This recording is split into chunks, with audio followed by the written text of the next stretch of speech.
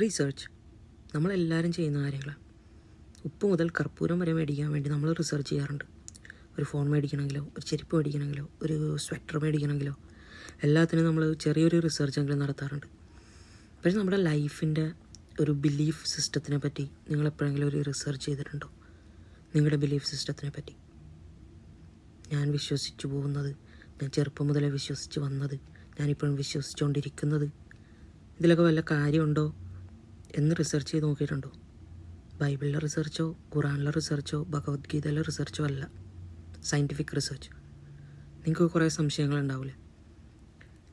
ഈ ബുക്കുകളിൽ നിന്നൊക്കെ പുറത്തേക്ക് വന്നിട്ട് ഒന്ന് അന്വേഷിച്ച് നോക്കിക്കൂടെ?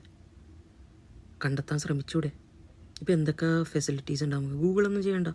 ഇപ്പോൾ നമുക്കൊരു AI ഉണ്ടല്ലോ, മെറ്റ AI ഉണ്ട്, മറിച്ച് AI ഉണ്ട്, ChatGPT ഉണ്ട്. ഇതിലൊക്കെ നിങ്ങളുടെ സംശയങ്ങൾ ചോദിച്ചൂടെ? നോൺ ബയസ്ഡ് ആയിട്ട് ചോദിക്കുക, റിലീജിയസ് ആയിട്ട് ചോദിക്കണ്ട. ഒരു സയൻറ്റിഫിക് ടെമ്പറുള്ള ഒരാളെന്നുള്ള രീതിയിൽ ഒന്ന് ചോദിച്ചു നോക്കും നിങ്ങളുടെ questions. Right from the beginning of the universe. ഇതെങ്ങനെ വന്നു, ഇതെങ്ങനെ ഉണ്ടായി, ഇതൊക്കെ ഒന്ന് ജസ്റ്റ് ഒന്ന് അന്വേഷിച്ച് നോക്കുക. നമ്മുടെ ഫിംഗർ ടിപ്പിലില്ല കാര്യങ്ങൾ.